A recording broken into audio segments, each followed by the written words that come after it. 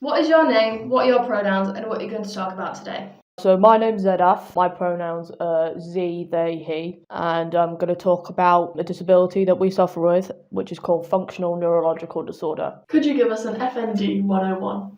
Basically, it means that there are effects happening in your body, but you can't medically explain them. The way we describe it is like all the hardware is working on a computer, but the software isn't updating and you don't know why. Symptoms range from person to person, which is why it's so difficult to diagnose. Very personal experience. A few that we suffer with are non-epileptic seizures. We experience temporary paralysis, memory loss, brain fog, and a lot of sensory impairment. That's we have found that's quite common. The way that we were diagnosed is they ran every test possible and like, okay, till all of them are negative, you got this. Would you please give us a brief description of what having FND has meant to you personally? A lot of people are happy when they get a diagnosis because they finally realise what's wrong, but basically they're saying, we don't know what's wrong, but we've got a diagnosis for it, so you should be happy with that. It brings a lot of sadness for us personally because there's no real support on it. A lot of doctors, they want to give their opinion, but when you ask them for advice, they're like, "Oh, I'm not experiencing that." Like they like to give their opinion, but they don't ever want to physically help us because it's so unknown. Even though it's extremely common, about 1 in 7 people who enter a neurological ward will be suffering with functional symptoms, and yet it's never talked about. There's no real support in place. There's no treatment given. You have to fight and chase everything yourself to be able to be seen or heard. The fact that its symptoms vary all the time, a lot of people are like, well, it'll probably leave in a while, put up with it till then. But they have no idea the toll of actually putting up with it. One example is we experience paralysis quite frequently, and we were paralysed for a long time, I believe 1.5 years from the legs down. And in that time, one of our arms kept getting paralysed. They were like, okay, it'll fade away soon. I'm like, it's been 6 months. Can you please offer us something? It's been quite difficult to live with because whenever people ask what's wrong, I always feel like you have to justify what's going on with you rather than explain it. How did FND affect you growing up? FND is a trauma response, and unfortunately ours was due to very intense bullying. We were being bullied for a very long time, and all these weird things started occurring. Our vision started blurring. We would have moments where our legs would be all weak and we couldn't walk, and we couldn't explain why. We'd have patches of pain everywhere and you had no idea how you injured yourself. And then finally your body gives up. Ours happened about year 8 and we were just completely paralysed for a year. It was a hard experience. We were massively isolated. We couldn't get to any classrooms. No one wanted to talk to us because if you can't see a problem, a lot of people don't think anything's wrong. We didn't really have any friends because people just thought we were lying to get out of work or to be able to use a separate room or not have to do exams. And that takes a toll on your mental health because you start to think, maybe I am faking it. I have no idea what's going on. I don't know why any of these symptoms are. Why are they happening? Maybe I am making it up. I think as we got a little bit older, the symptoms started to get a lot worse. We started to experience seizures. The first time we had a seizure, it was a very scary experience because we'd passed out. We'd been unconscious for about 20 minutes on and off between seizures. We'd cut our face up, cut our head up, and we were scared because we had no idea what had happened. Went to the doctors and they said, oh, you probably fell down. They all think that they can offer their opinion on things, but whenever you say, okay, you think this is happening, what can you do to help me? And they go, oh, I don't know. Later on, the symptoms started getting worse. We had more paralysis on and off. We'd have days where we were completely paralysed and the next day we'd walk it in fine. And people would believe that you're faking it, but it's the fact that your health is so variable, and a lot of people would say, well, you were in a wheelchair the other day, you'll be fine. Or I think you're using the wheelchair for some kind of special treatment. It was not a fun experience growing up. I think now we use a platform to spread awareness on this. At the moment, we're starting to feel quite positive about it because we've worked out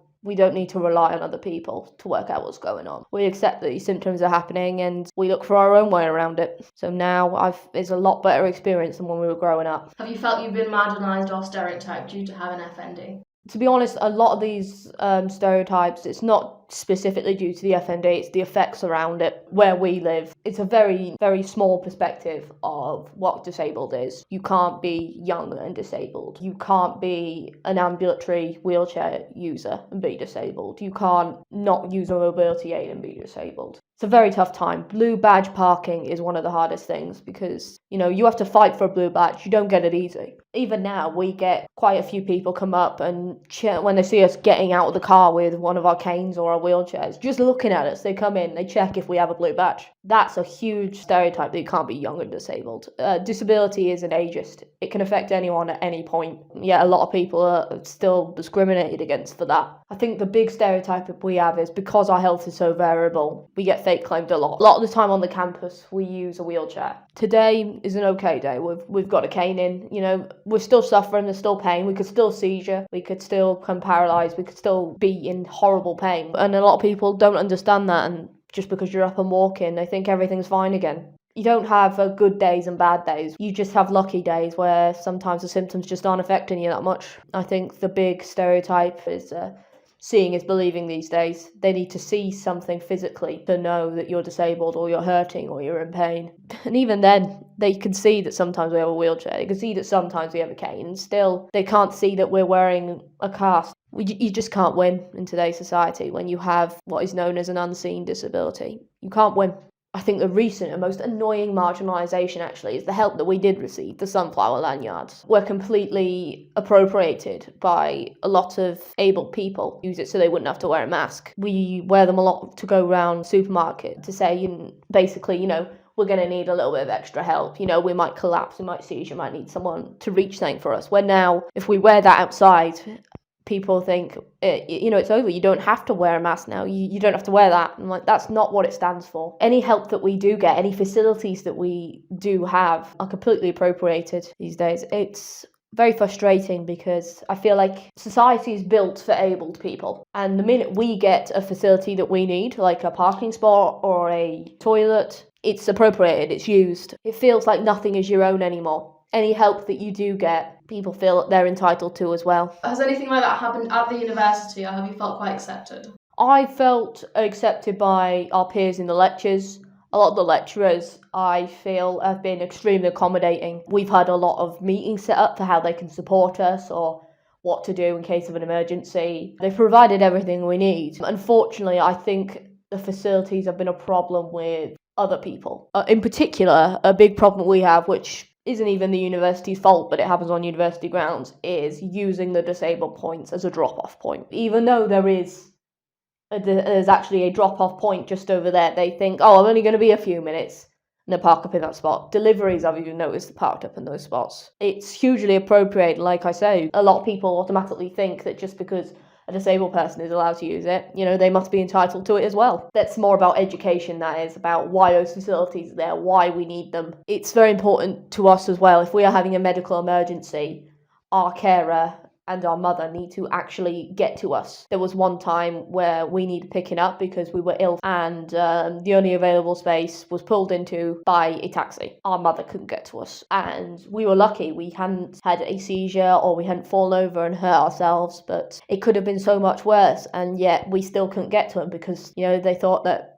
picking someone up, even though there's a pickup point just over there in that space, was more convenient. I believe that will be purely down to educating people more so they realise why those things are in place and why they should not be using it if they are not entitled to it. I think one thing that could be really improved by it is maybe putting up a sign as you come into most of the entrances directing you to pickup points or drop-off point, or an extra temporary spaces saying, cannot park in here longer than 30 minutes. It sounds harsh, but maybe even a fine implemented if they're spotted, because they have no idea how important those things are to disabled people. That may be their only way to actually physically get out of the car. They may have a ramp that they need to get out when someone is parked in that space that is meant to allow them out of the car. Could you do some myth busting about stereotypes surrounding FND? A lot of them come down to how people perceive disability. One that really annoys us and one that we really suffer with is that you must be some kind of paraplegic to be able to use a wheelchair. There are so many reasons why people need to use a wheelchair other than not being able to use their legs. might have very low energy levels due to chronic fatigue, and you can't walk around without falling asleep. You may feel safer because you can have seizures, and at least you're in a safe zone. You may have narcolepsy and can fall asleep. There's this vision of disabled that is, you have to be this, and this. And a lot of people these days, they don't follow that because there's such a range of different disabilities out there, and yet our view of it is so restricted. We update our phones, we update our laptops however many times.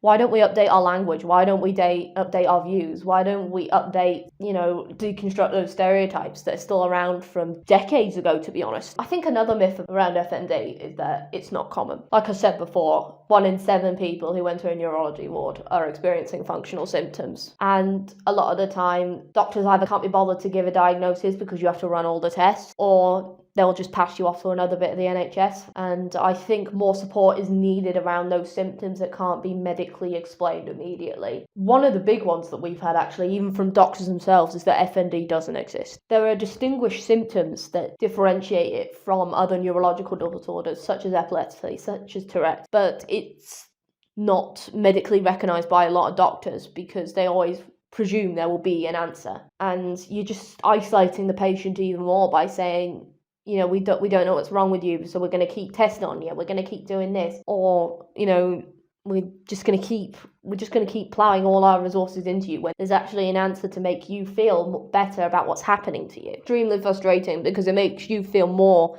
that you're an imposter, and then actually you stop thinking about receiving treatment because, if they can't find an answer, then you probably think you're faking it. And then your mental health gets worse. It's a huge spiral. How can the people around you and the university do better? I think the university is one of the most accommodating and accepted places we've been for disabled students and being in a disabled environment. I think one of the excellent things that they have here that other people need to implement is on the red cords, it states about these need to be in reach of the floor. Whenever we go into a toilet, we find a lot of cleaning people, for their convenience, will tangle it up, tie it up. I think a lot more needs to be put in place about the importance of the red cord, the importance of the parking space. Even if it's just a leaflet in different toilets explaining about why this red cord is important, why this needs to touch the floor. It takes 5 seconds to just untangle the cord again. A lot of the reasons why these disabled facilities are in place is because they're needed for someone who may experience a medical emergency. The university does an amazing job of celebrating diversity and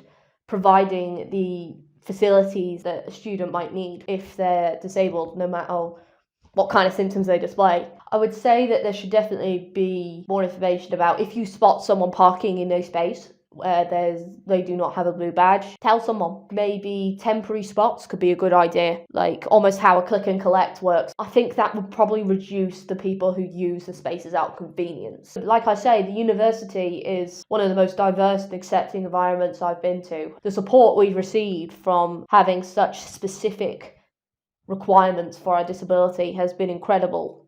It's just spreading information to the public that the world needs to work on. How do you feel the media represents FND? There is no representation for FND. I have not seen a character where people can relate to. I believe there's been one role in modern day television where I have seen this displayed, and the character had maybe a 10-minute cameo, and even then they were using the incorrect name for the disorder. They were using a name that dated back to the 80s and actually is an ableist term. Second of all, they were only displaying one of the symptoms, and third of all, they were basically giving the stereotype as, if you are mean to me, you will cause me to be ill. And it seems like they were displaying that people with FND are almost psychologically and neurologically guilt-tripping people into saying, you need to be nice to me or I'm going to get ill. I don't believe there is any representation for it because people think it's so rare, even though it's not. Unfortunately, I find that with disorders such as this that aren't as well known, the minute that someone famous or someone who has a point of power has it, then the disability matters. Otherwise, it doesn't. Is there anything else you would like to say or anything else you would like anyone to know about FND? One of the big supporters of this is a charity known as FND Hope, which organises events for people who suffer with FND, for people who don't. If you come across an article about functional symptoms, if you come across an article about how you can help disabled people, but you think that doesn't apply to me, just take a minute, just stop, and read it anyway. Learning about this and consuming all this information is the only way that we're going to change how society views disability. Any information you run into about a disabled person, just sit there, consume it, read it, ask questions, because that's how we can change opinions, that's how we can change stereotypes.